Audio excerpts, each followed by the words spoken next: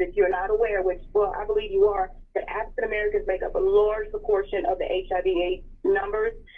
We make up 13% of the population, but as far as newly diagnoses are concerned, according to CDC in 2018, those new diagnoses are 42% African American. So it's very important that we have this day.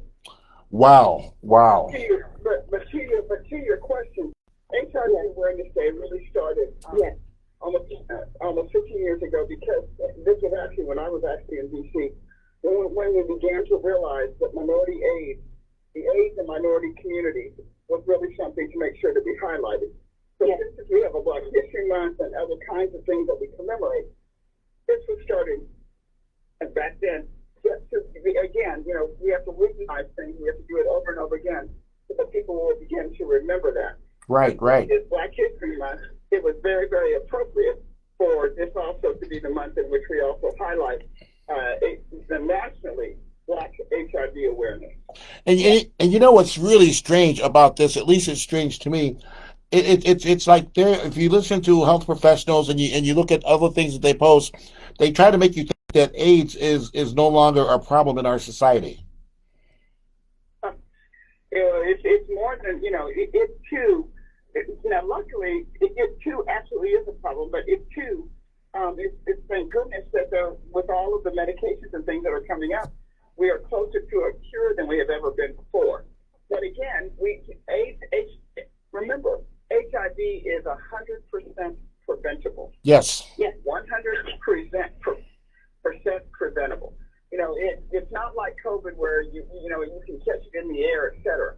This is a behavior-based disease, and it is 100% preventable if people do practice safe sex practices. And we think, yes, ma'am. Yes, and to add on to what Ms. Beverly was saying, it is preventable, and as you mentioned, some people may think it's not that much of an issue. It is. Bexar County ranks in third in the state for HIV/AIDS. So, again, bringing awareness and education, and this day, as Ms. Watts was saying, is very important. They continue to have grassroots efforts to bring awareness, and as she just mentioned, prevention is so important. Wow. Thank you. So now, all right, Dr. Green, you know what?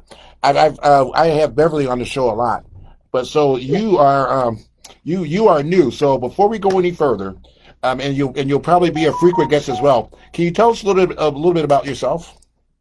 Sure.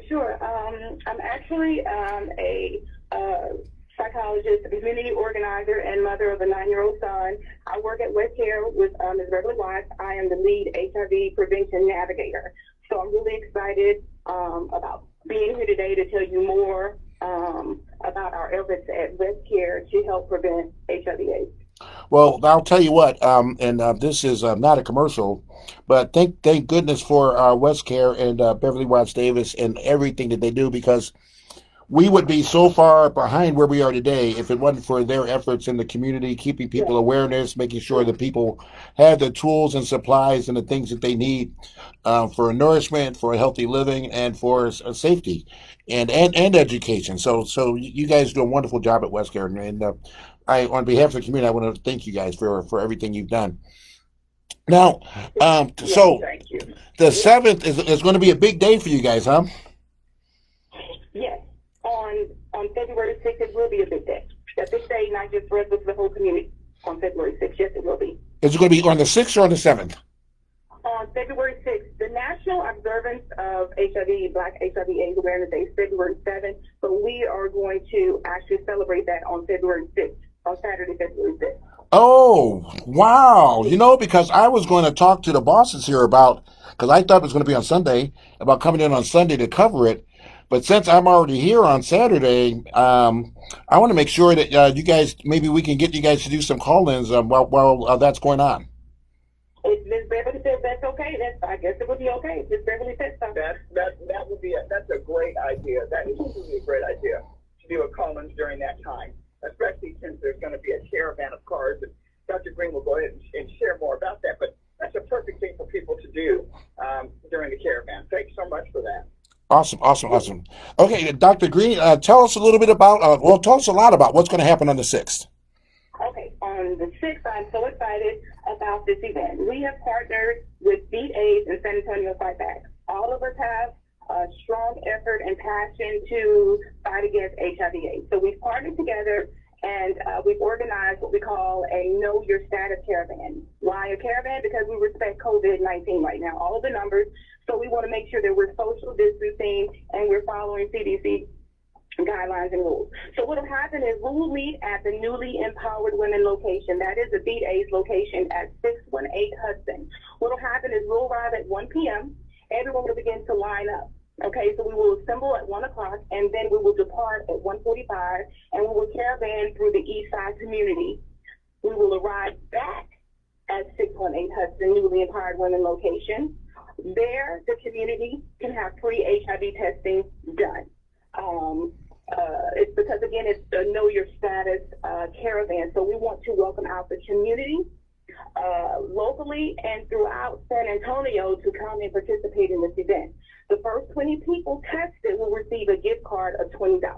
So we really are pushing this, and we want everyone to participate in this event.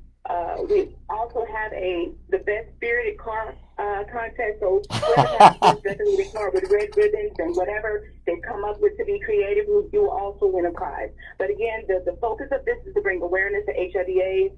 Education, more importantly, Ms. Beverly really stressed this, is that we want the East Side community to know where they can get tested, and that is at BA 618 Hudson. So now, well, for the testing that's going to go on during the caravan, how long do people have to wait for results?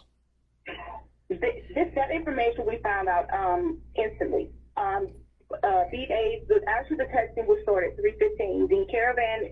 The whole caravan experience is from 1 until 3. 3:15, the testing will start, and at that time, once the testing starts, they can find out their results right then. Wow. And I do want you all to know, in terms of testing, we've since we're in the COVID phase of our life in this country, people are thinking that you have to get a shot. Please know that these are saliva-based tests, and that's really, really important. And it's so wonderful for me to see that when these are rapid tests. I was actually in Washington and actually pushed this out before, when people used to have to take HIV/AIDS tests. So I'm saying this to the whole community. You used to have to go in and they would draw your blood and test you. Right. So I was actually in Washington with this new product that was called Orshore, which would allow for us to swab people's saliva, and with the saliva test be able to tell if you were HIV/AIDS positive, and had the honor and pleasure of actually putting that out into the market.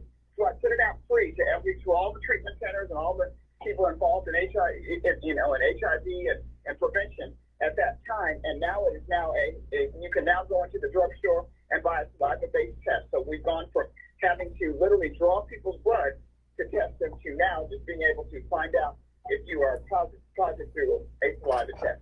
So that is make sure there's no needles involved. You can get a saliva-based test and know within minutes your results. That is awesome. That I didn't know about that. That's why I asked that question, because I thought they were still sticking using the needle thing or doing the blood testing. Thank you for sharing that. I'll make sure that we add that to all of our posts and social media information that we put out on this. All right, so it's going to the testing starts at 3:15. The caravan's going to start at 1. So yeah, I'll try to see if we can get somebody out on the site and everything with the microphone. So let me work on that aspect of it. So okay, so this is fantastic. I am so happy that you guys are doing this, because it's easy in the time of COVID to forget about all the other things that are lacking in our community, and quite frankly, the numbers that Dr. Green shared with us, the 42%, that's just too high. But we're overrepresented in almost every negative entity. It appears. Yes, that is absolutely correct, sir. And it's certainly going to take a community effort to tackle those numbers locally as well as nationally. So, I mean, I am excited just as you that we were able to collaborate with Beat AIDS and San Antonio Fight Back. Thank you for everything. So now, and there's the first 20 get a $20 gift card. Is that correct? Yes, sir, that is correct. Okay. Also, I'll make sure that we include that. And now, so Dr. Green and Beverly, how are you guys gonna so this is one day, which is great. So how are we going to keep people informed about AIDS and HIV going forward? Well, actually, go ahead. I'm sorry, Beverly. Go ahead. Just very quickly, and then Dr. Green, you go. I do want you to know that this is an ongoing effort. So the San Antonio Fighting Back, D-Day, and Westcare all have year-long efforts. I mean, this is not bringing awareness is not a one-time thing. Awesome. We'll be doing a blast with a vista that goes out to, over 50,000 people just to remind them of this. But again, we are doing all kinds of public awareness efforts and public education, especially with young people, because they may in fact be engaging early on in their life. And again, they're not thinking about being protected. And we want to be able to, like I said, so this is an ongoing thing.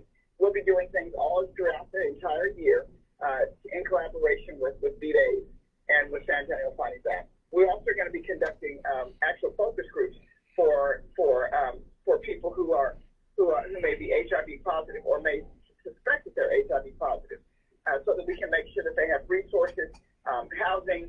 I mean, again, we passed a law that was coupled with this housing for persons with AIDS, because for a long time, people who had AIDS could not even get any public housing, or any housing, period. People did not want to rent to them. That's right. So again, this is an ongoing effort, and we want to be able to just make sure that people recognize that HIV, that in today's society, HIV/AIDS is manageable, and we're on our way to a cure. But until that time, we want to be able to make sure that we also practice safe sex, and once again that we protect ourselves and we protect others. Dr. Green?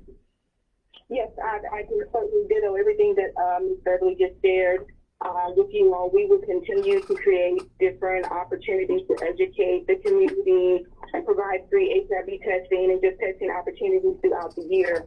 And, we just thank you certainly, Mr. Heath, for this platform to, get this information out to the community.